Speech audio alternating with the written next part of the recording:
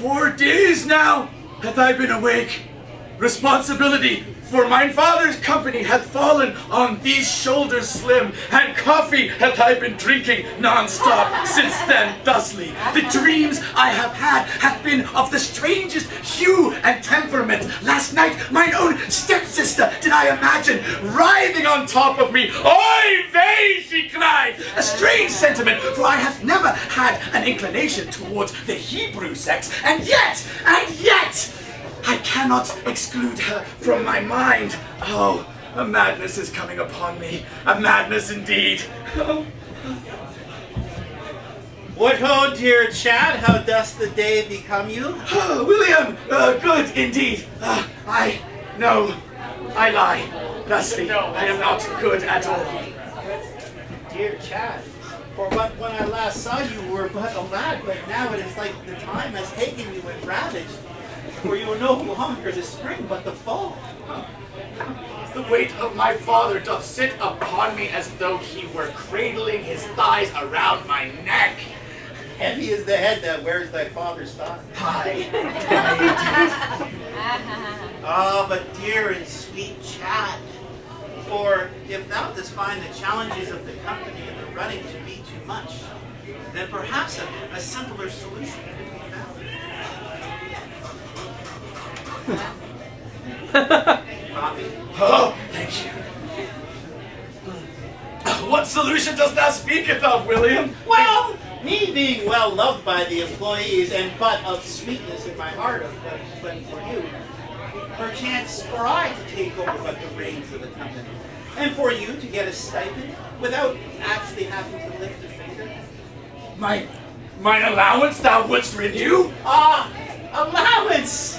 Allowance per se, perhaps a ducat or two, but thou would gain freedom, like the robin flying over the spring meadow.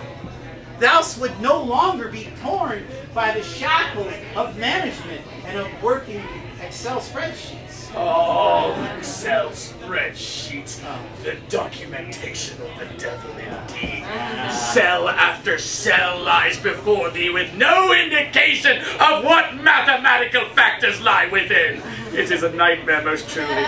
Oh, thou art a blooded relative, well and true. In this plan, then, I shall be your atlas, and upon the shoulders of the cells will rest for me.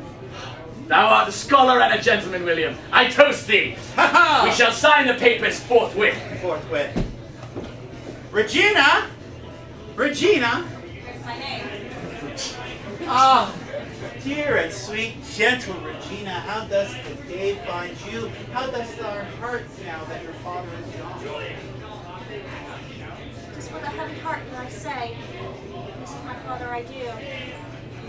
But the trust fund that he has left lifted my heart up a little bit, does he do? Perhaps it is now time to make a confession true that Regina, you have always been but caught in my mind's eye. For in some cultures, an uncle is but like a stranger. Tis true. For a man such as your caliber, wise beyond your years, and handsome with the grain. For once then I did but see you when you were but a wee one of 12 years old playing in the fields. For I was indeed a wee one. I knew then. For Juliet was what 12 when Romeo did call. I knew but then.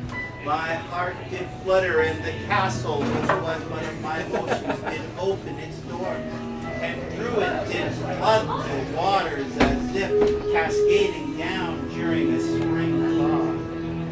For thou art my spring thaw. Tell me, dear, sweet uncle of mine. Thou art an uncle too. What would thou bring it to my kingdom? I I would bring but any that you ask. For if thou were to demand me to go now and fight the Hydra, I would cut not one but 7 heads and bring them back to you. If thou was to ask me to go and challenge the sun and say that the moon might be prettier, I would take my sword and stab it through the heart to have the moon reign supreme and give it to you. Then go! Go and get the hydro and go and get the sun, and I shall wait for thee, and upon my return I shall lay on this mattress. Methinks she got hit in the head by the same horse. Metaphors do but go over her head.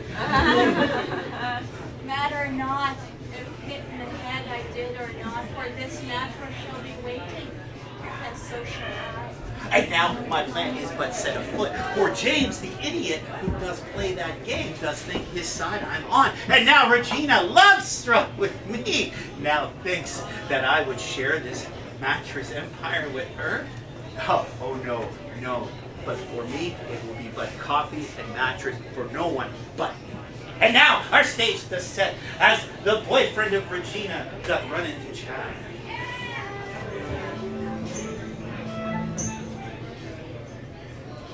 How now, Dib? It is I, David. Your sister, I do want. My sister thou dost have. Oh, yes, yes. Trouble I sense in thine relationship. Yes, trouble indeed. Your sister, quite complicated she is. Ah. I did want, but in such a way that she could speak of marriage. Is this something in your family that is important? Well, my father did insist that married she be before plucking started any hair, but with his passing I do not see why she should care thusly. In truth, mine head is filled with mine own problems. Dear David, dost thou knowest that my smile is not as winning as I had previously thought? That without finances to back me up, a charming twinkle and sweet ivories doth not pay thine own way? What? Dear David, for your troubles I do not care. I am trying to pluck your sister. See, this I want to pluck your sister. I need but you to tell me that it is right that I take her into our room, a dark room indeed, a room in which we cannot even see but each other. And maybe, but maybe there is another, who knows, maybe. Maybe, yeah. Maybe bring other women. Oh, maybe. But I need but you to tell me that this is correct and good. A plan formed inside my own mind. Perhaps if I were the third to be in this tryst, I could some fantasy fulfill. Oy vey. David. Yes. I think I may be able to help you in thine happenstance. Allow me to talk to my stepsister and arrange something for thou. Oh, thank you, my good friend. Thank you. Let's do this tomorrow night. Tomorrow night when it becomes quite dark. We, your sister and I, shall sneak into the room. Feel upon whatever we feel, and we shall feel it. Make certain thou thus that Yes. the room be pitch black, for any woman that I convince to come would surely be most embarrassed to witness Oh, me. the room will be as dark as Othello. Ah. Yes!